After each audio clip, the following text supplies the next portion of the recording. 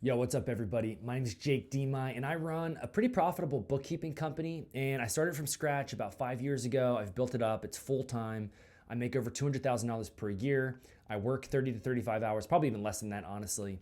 And it's one of the most incredible businesses you could possibly own. In fact, I can't think of a better business in the world to have than a bookkeeping business. And the reason for that is because of the recurring monthly revenue. The recurring monthly revenue is amazing. And it's not just recurring monthly revenue, but it's the same thing you're doing for the client every single month. So every single month, you're basically just copying the same process and you're doing the same thing. Now there's slight, every month is slightly different. There are different transactions, different complexities come up, but that's the best part about bookkeeping is I can develop a process and I can pass it off to my employees, or I can do it myself.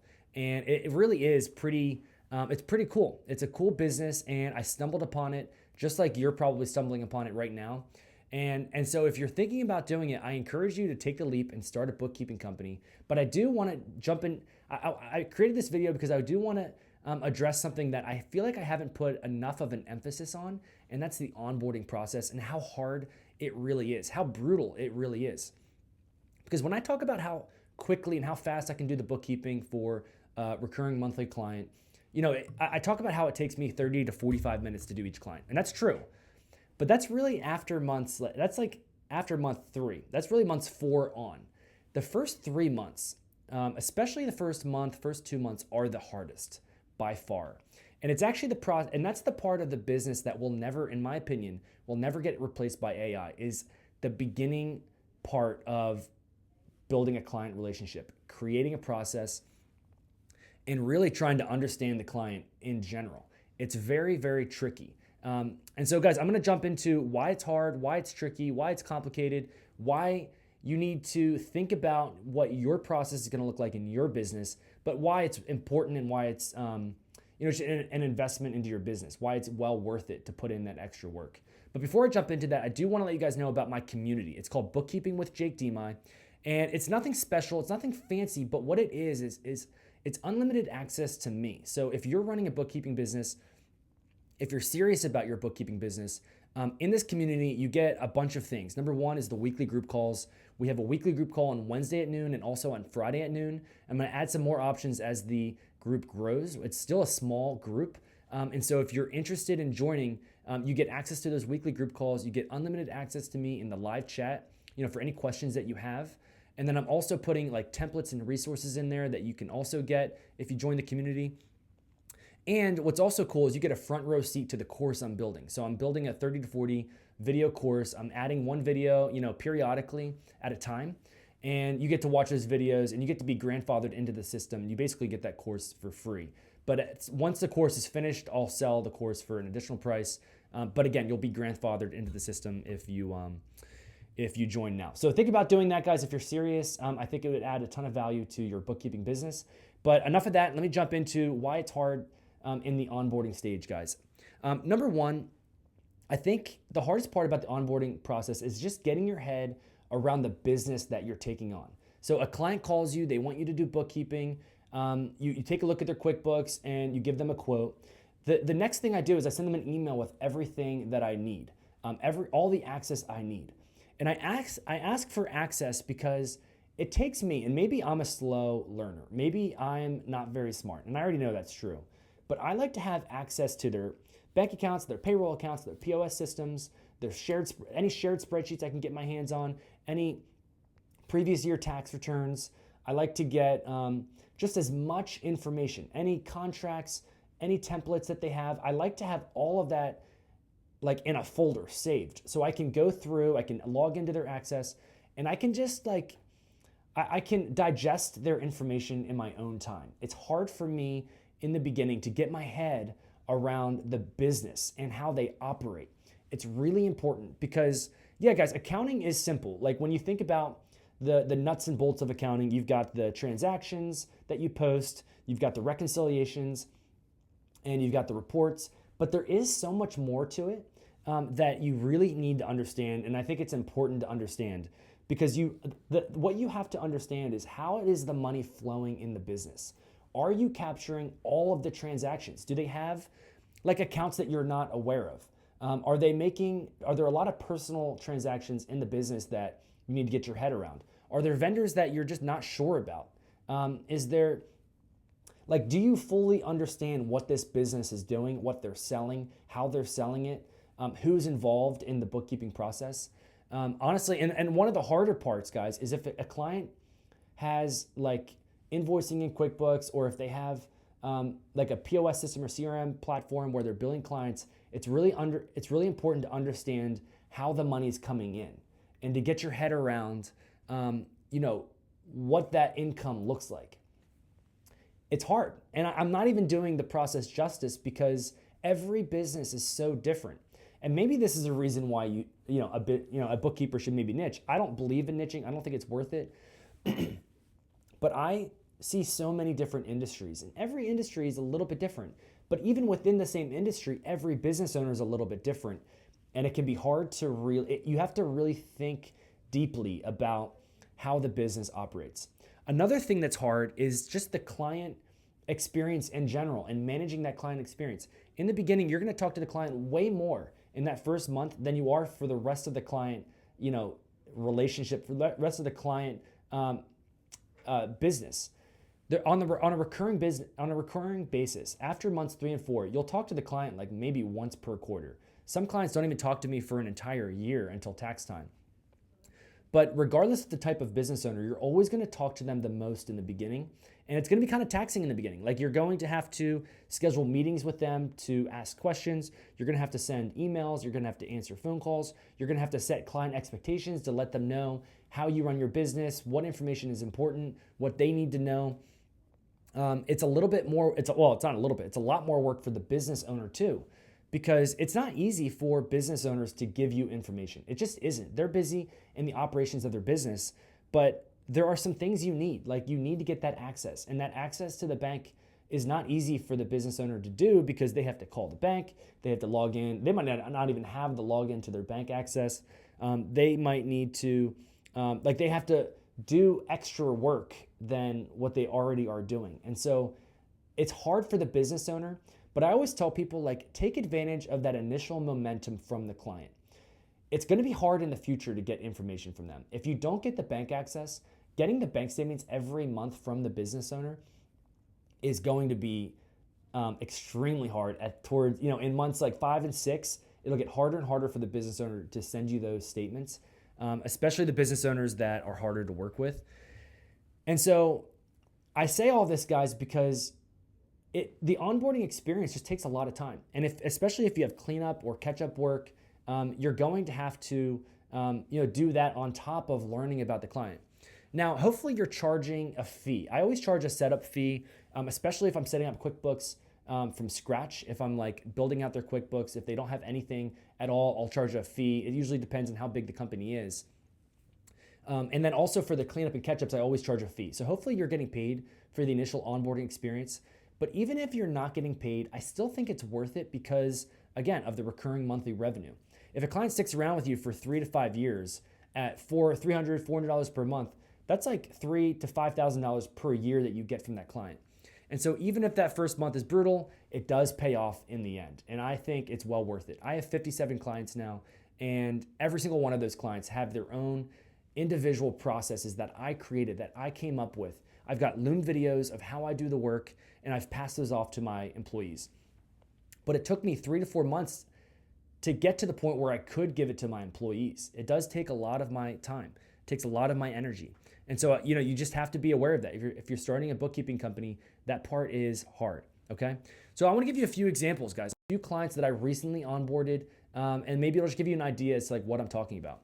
One is a salon. So I took on a salon back in December, and right now we're in April, and I'm finally, maybe the last month or so, I'm finally at a point where I fully understand the client.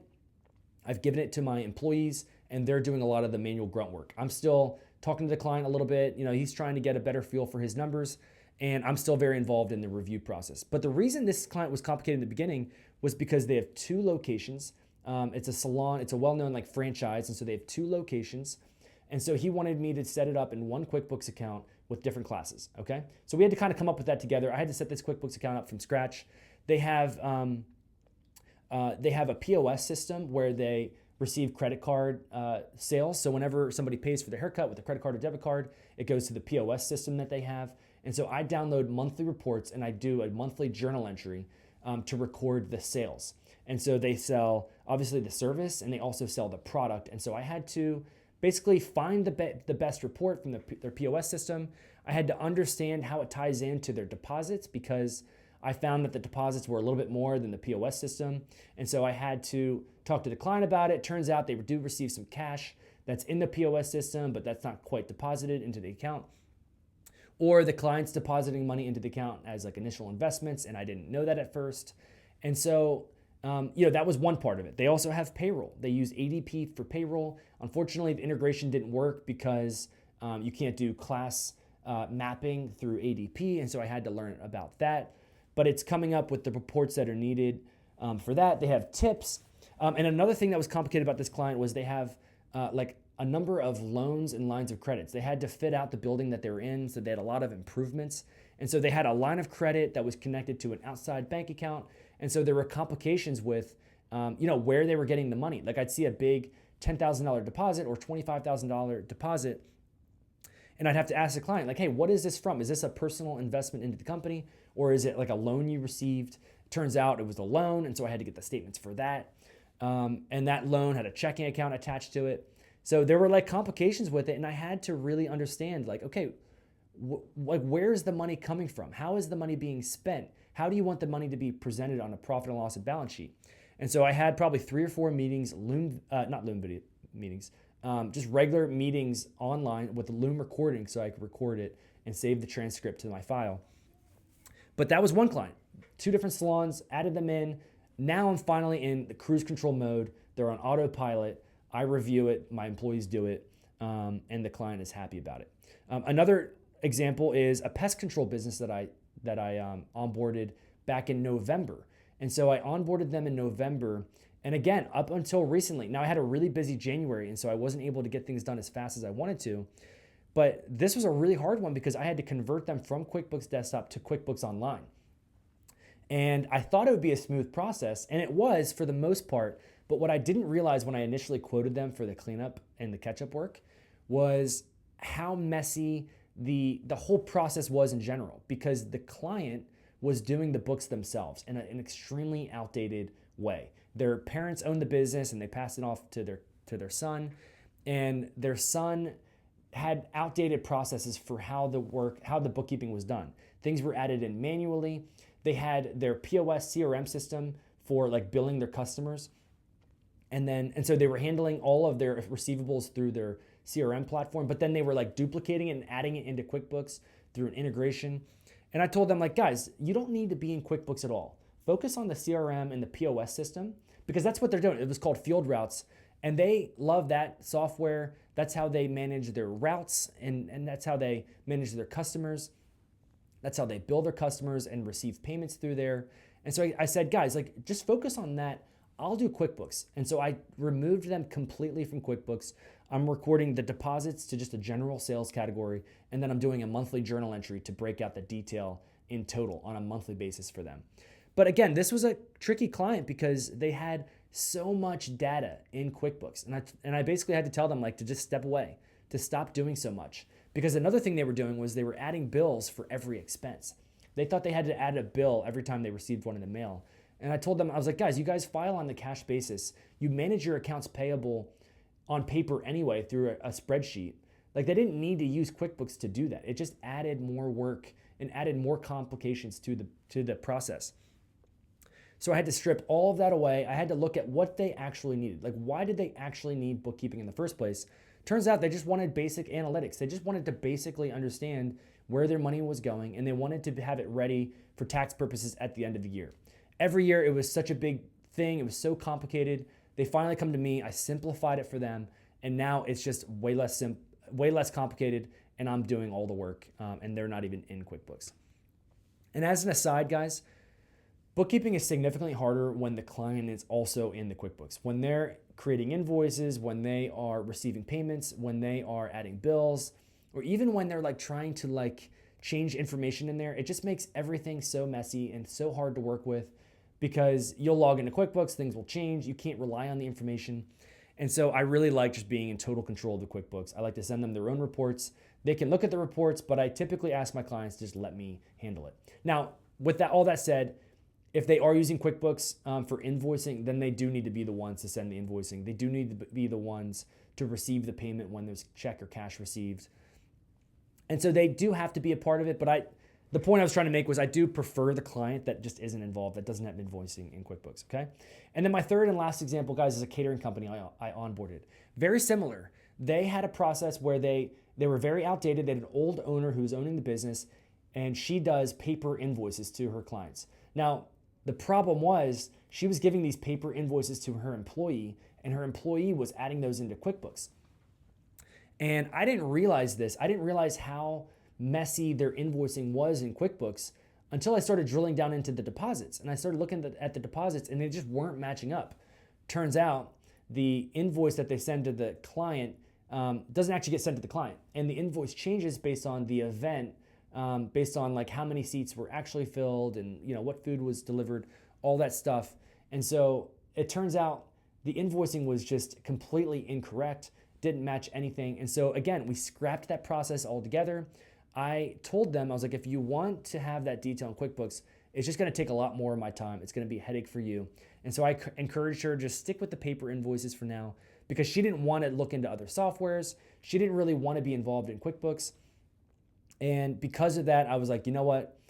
Let's just keep your invoicing system separate because she had a good process for that. And we'll just manage your QuickBooks from a cash basis perspective, and I'll manage it all. And you don't even have to be in QuickBooks at all, okay?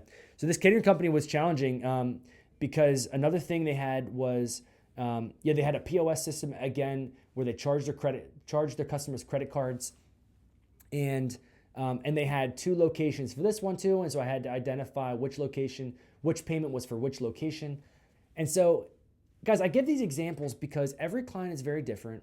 And every client is very challenging in the beginning because there are just moving pieces that are not straightforward. And it's important to understand how a business operates so that you can properly account for it in their QuickBooks, okay? So I know that was a lot.